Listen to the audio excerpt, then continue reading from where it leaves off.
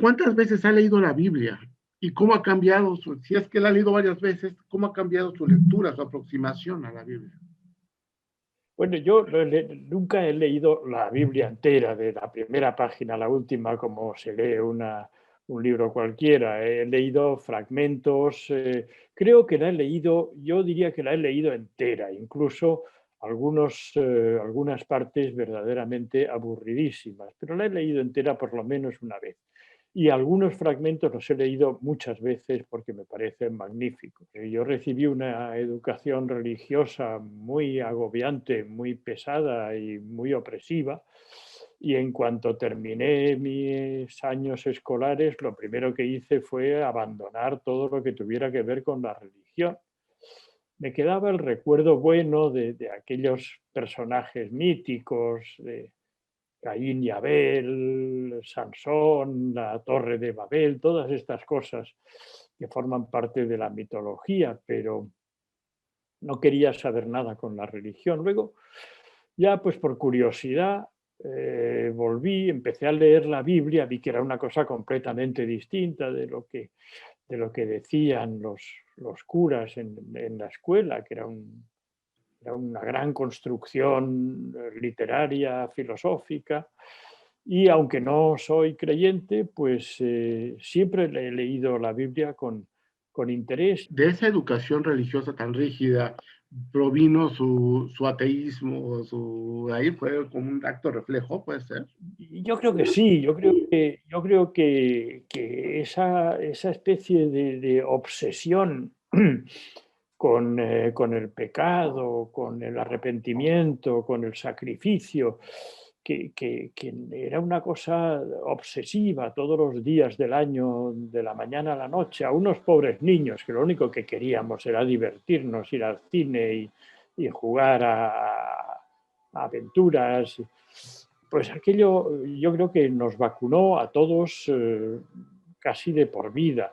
¿No era buen estudiante, Eduardo? No, no, tenía mucha memoria, siempre tuve muy buena memoria, lo cual no es ningún mérito, nací con la memoria y como la enseñanza era muy memorística, había que aprender listas, pues entonces iba pasando los años y las materias con relativa facilidad. Pero era muy malo en matemáticas, en física, en química, eso eran, y nunca tuve unos maestros que me enseñaran bien, con lo cual pues me quedé con un conocimiento científico nulo, que siempre he lamentado, porque yo creo que la cultura de tener dos patas, la humanística y la científica, y yo soy un humanista cojo que solo tengo cultura literaria, ¿no? Que es muy mala para andar por la vida. De lo más interesante que tiene este libro es la importancia que ha tenido pues, a lo dogmático que puede ser la iglesia en la creación de los mitos y en la necesidad que tiene el ser humano de estos mitos para encontrar arraigo, para encontrar identidad, ¿no?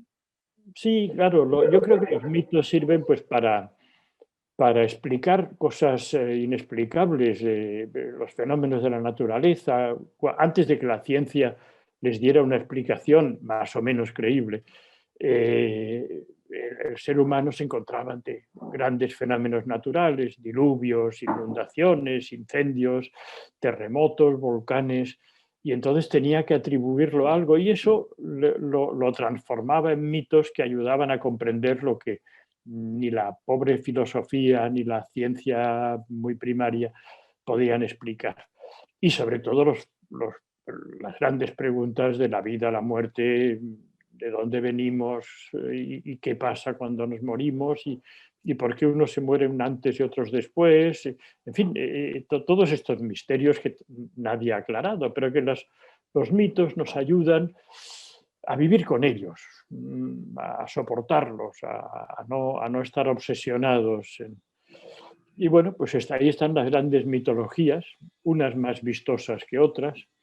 Claro, la mitología clásica es más divertida porque los dioses pues son bastante zascandiles y la mitología judeocristiana pues es muy seria, muy severa con un Dios muy, muy rígido y muy, muy exigente, ¿no? Solo exige, ¿no? Siempre se dice que es un Dios que ama a las criaturas, pero luego no lo demuestra, porque siempre está amenazando, castigando, insultando. La visión que tiene la Biblia del ser humano es terrible, porque los primeros habitantes de la tierra son dos, Caín y Abel, y lo primero que hacen es que uno mata al otro. Ujú. O sea, lo primero es recurrir a la violencia y al crimen. Y al mismo tiempo, Caín lo que hace es darse cuenta, casi acaba cayendo simpático, porque lo primero que hace es reconocer que ha hecho una cosa terrible. Ujú. Intenta ocultarlo, se va, y entonces hace una cosa muy rara, que es fundar una ciudad. No se sabe por qué, ni tiene relación ninguna con el crimen que ha cometido, pero para esa mitología judeocristiana, la ciudad tiene un origen malvado y violento. La ciudad es un... Así como en la mitología griega la ciudad la crean los dioses porque es un espacio de consenso, un espacio de cumplimiento de la ley y de contrato social, en nuestra mitología judeocristiana, la ciudad es un espacio de violencia, de maldad, y siempre pues están las virtudes de la naturaleza y la ciudad como lugar de vicio, de condenación, donde se pierden las personas. Para muchos, esta pandemia, incluso este momento que estamos atravesando, es una prueba de Dios, como las que ha puesto, como el arca de Noé, como la Sí, que usa sí, sí, sí. Moisés, es una Ah, prueba divina casi, ¿no? ¿Qué no, piensas? no, sí, no falta quien lo dice, que nos hemos merecido esto. Bueno, seguramente nos hemos merecido esto y cosas peores, pero bueno, es un absurdo porque son cosas que van sucediendo periódicamente. Ha habido, con motivo de esta pandemia, pues han salido a la luz muchas epidemias y pestes anteriores que fueron mucho más destructivas y mucho más terribles, y sorprendentemente muy parecidas a esta en el comportamiento de las personas, en los que la niegan, en los que buscan remedios mágicos, en los que aprovechan para hacer negocio, en los que demuestran altruismo y bondad. En fin, es una prueba, no es una prueba que nos viene, pero es una manera de poner a prueba la conducta humana, ¿no? Es interesante. Yo creo que se recordará poco, como cuando pasan las grandes calamidades se olvidan, pero cuando se estudie, se estudiará como un fenómeno interesante de cómo se hizo frente a esta pandemia, ¿no? Por ejemplo, la pérdida de la fe en la ciencia que está resultando, porque todos nuestros gobiernos tienen siempre la solución y al cabo de una semana se ve que no era verdad y entonces dicen, bueno, pero tenemos otra solución que también es muy buena y también vuelve a resultar mal y todo el mundo acaba descreyendo y bueno, pues en esa estamos. ¿Es pérdida de la fe en la ciencia o en la política o en los políticos? Los políticos son tan incompetentes que hacen que la ciencia parezca mejor de lo que es. Yo creo que si dejaran a los científicos hacerse cargo de la situación no mejoraríamos mucho porque las cosas no están funcionando muy bien. Y hay países en los que todo estuvo muy bien y observaron una conducta ejemplar y eran nuestro modelo. Y al cabo de un tiempo, pues resultó que tenían más problema ellos que nosotros. Y Ujú. los que eran nuestro espejo, decir, mira qué bien lo están haciendo los alemanes, luego resulta que lo estaban haciendo igual de mal. Pues no, mira qué bien lo hacen los italianos, igual, no, todos están. Y eso, pues bueno, nos ha hecho perder un poco la poca fe que aún teníamos en los políticos. Usted es muy bueno para ver las cosas, para ver el lado absurdo y el lado humorístico a partir del absurdo de las situaciones. En un momento como este, ¿lo encuentra? ¿Es posible o es demasiado inmediato? Bueno, es demasiado inmediato y aunque soy propenso a verle el lado cómico de las cosas, pues claro, no soy tan desalmado que no sepa que hay mucha gente que está sufriendo, no solamente los que están enfermos, sino mucha gente que está confinada en unas viviendas pequeñas, estrechas, con los niños que no pueden ir a la escuela. La economía está sufriendo muchísimo, hay mucha gente que no puede sobrevivir económicamente por los cierres, por un país turístico como es España, claro, eso está resultando. Por lo tanto, me cuesta mucho verlo con humor. De todas maneras, hay veces que no puedo evitar que se me escape la risa cuando veo algunas actuaciones. El humor, bueno, el humor yo creo que hay que tomarlo con un poco como algunas medicinas. Son buenas en las dosis que recomienda el médico, y sobredosis puede ser malo. Yo creo que, por ejemplo, el exceso de humor justifica y permite situaciones que no deberían existir, pero que con humor, pues con unos chistes, con unas bromas, se aceptan, se suavizan. Yo creo que el humor es muy bueno cuando uno se lo aplica a sí mismo. El humor aplicado en otros terrenos resulta un poco más peligroso. Es un arma de dos filos. ¿Cómo se lleva el humor con la corrección política? ¿Qué piensa de este debate de ahora?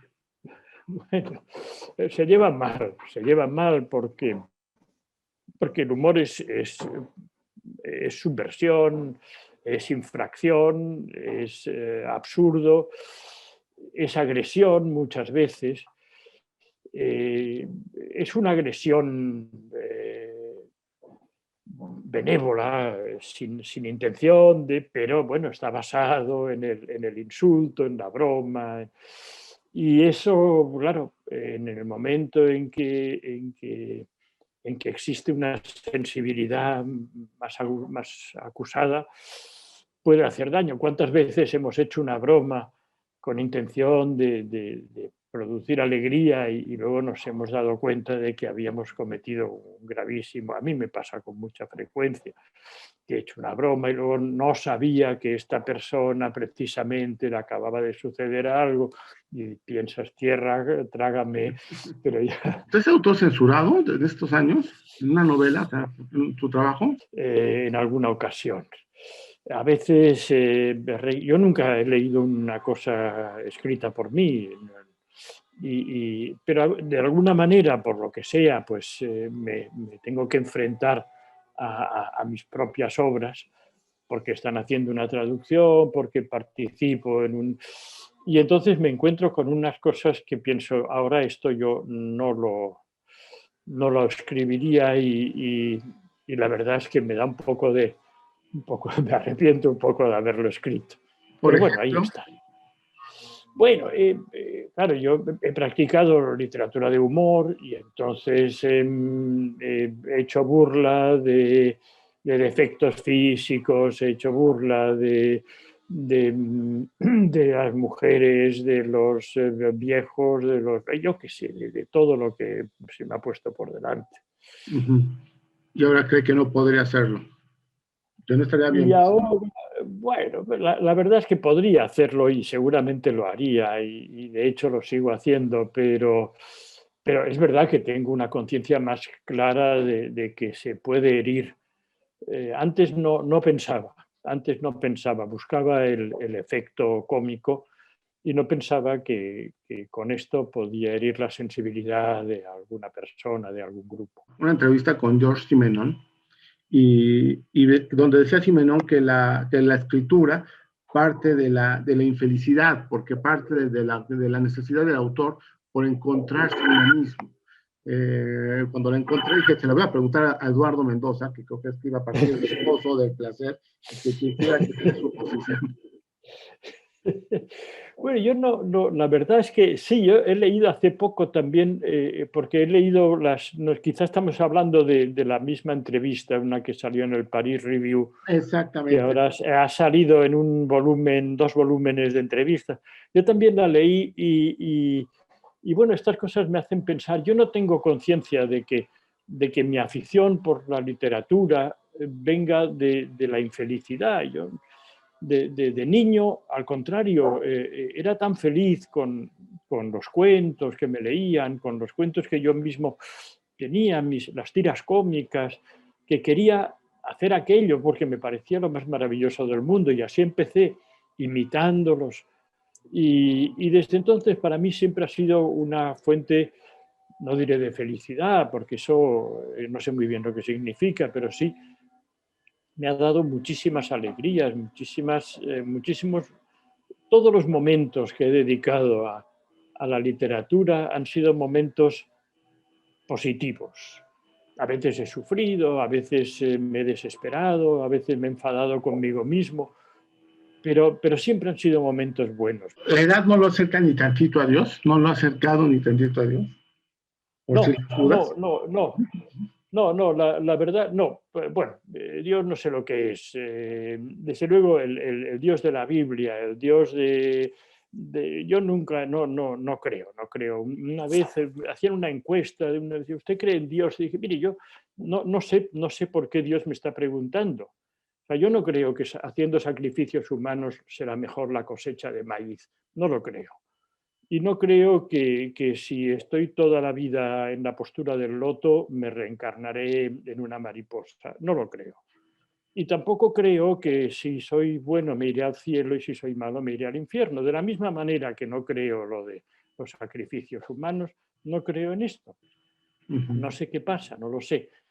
Pero yo sé que hay una ética ahora, aquí, hoy, entre las personas y otra cosa que no sé si está ahí y que si está, que se arregle como pueda, que no cuente conmigo.